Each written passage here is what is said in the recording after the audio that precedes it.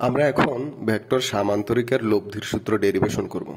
যদি আমরা ডেরিভেশন করতে চাই তাহলে সবার প্রথমে আমরা যদি একটা সামান্তরিক আঁকি তাহলে এই যে বাহু দিয়ে আমরা যে চিত্রটা আঁকলাম এটা আমাদের একটা সামান্তরিক।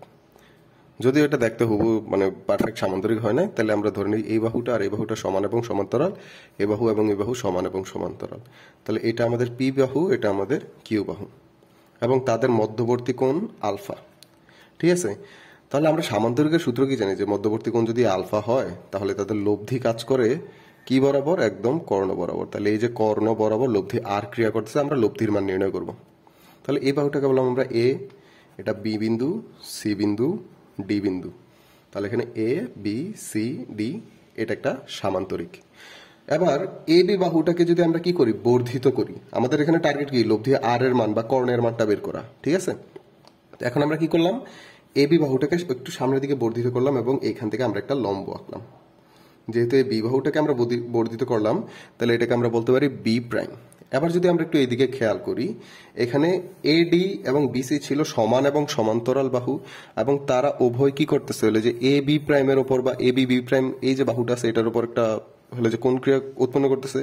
তো এই কোণের মান আলফা হলে অবশ্যই এই কোণের মান কত হবে, আলফা। যদি এই কোণটার মান আলফা হয় তাহলে আমরা এই যে আমাদের বিসি বাহু আছে যেটা এডি বাহুর সমান, এটাকে আমরা বলতে পারি কি কিউ বাহু। এই কিউ এর দুইটা উপাংশ হয়, একটা তার আনুভূমিক উপাংশ আর একটা তার কি উলম্ব উপাংশ। আনুভূমিক উপাংশের মানটাকে আমরা কত লিখতে পারি, কিউ কস আলফা, এবং উলম্ব উপাংশটাকে আমরা কত লিখতে পারি, কিউ এখানে হবে কত, সাইন আলফা। খেয়াল করে এটা বুঝতে পারতেছি আমরা, এই কিউটাকে জাস্ট আমরা কি করলাম, কজ আলফা এবং সাইন আলফা দিয়ে আনুভূমিক এবং উলম্ব উপাংশে ভাগ করে দিলাম। এবার যদি আমরা একটু খেয়াল করি যে আমাদের এ বি প্রাইম সি এটা একটা ত্রিভুজ, তাহলে আমরা বলতে পারি এ বি প্রাইম সি, এই যে ত্রিভুজটা আছে এটা একটা কি ত্রিভুজ, এই কোণটা কিন্তু আমাদের সমকোণ, 90 ডিগ্রি কোণ। তাহলে আমরা বলতে পারি একটা সমবাহু ত্রিভুজ। আর সমবাহু ত্রিভুজের জন্য এখানে অতিভুজটা কি, অতিভুজটা হলো আর। তাহলে আমরা বলতে পারি এখানে অতিভুজ A C square is equal to বাকি দুই বাহুর বর্গের সমষ্টি না।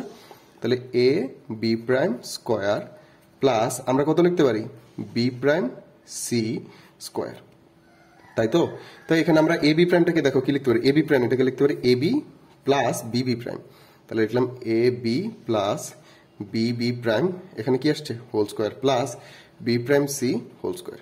তাই এখানে যদি এ বি এটার মান লিখি, এ বি এর মান কত পি, তাহলে আমি লিখলাম পি, এবং বি বি প্রাইম এটার মান কত আসছিল, কিউ কজ আলফা, আমরা লিখতে পারি প্লাস কিউ কজ আলফা, এখানে আসবে কি হোল স্কোয়ার, প্লাস দিয়ে কি আসবে বিসি প্রাইম, এই বিসি প্রাইমের মান আমরা বি প্রাইম সি এটার মান পাইছি আমরা কত, কিউ সাইন আলফা, এখানেও লিখতে হবে হোল স্কোয়ার।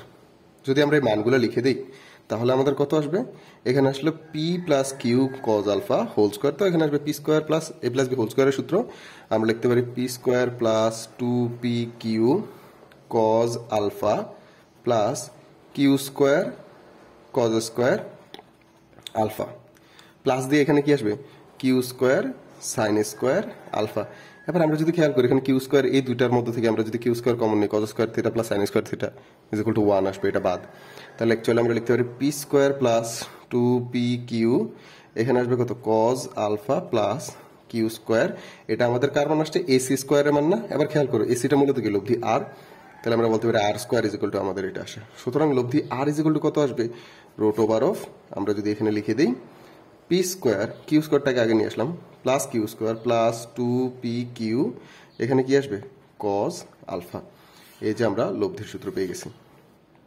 তারপর আমরা যদি বলি যে আমাদের লব্ধির দিক নির্ণয় করবো আমরা, তাহলে এই যে লব্ধি আর এটা আমার পি এর সাথে যদি থিতা কোণ উৎপন্ন করে আমরা লিখতে পারি কত, tan theta is equal two কত হয়, লম্ব বাই ভূমি না।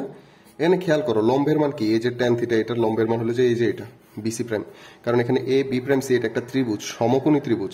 এখানে লম্ব কোণের বিপরীত বাহুটা লম্ব যেটার মান কত, কিউ সাইন আলফা, আর নিচে কি আছে তার ভূমি না, ভূমি না দেখো এই যে এ বি প্লাস কত বি বি প্রাইম, এটার মান P plus Q cos alpha. তাহলে এখানে কি আসবে Q sine alpha divided by কত আসবে, পি প্লাস কিউ, এখানে আসবে কজ আলফা।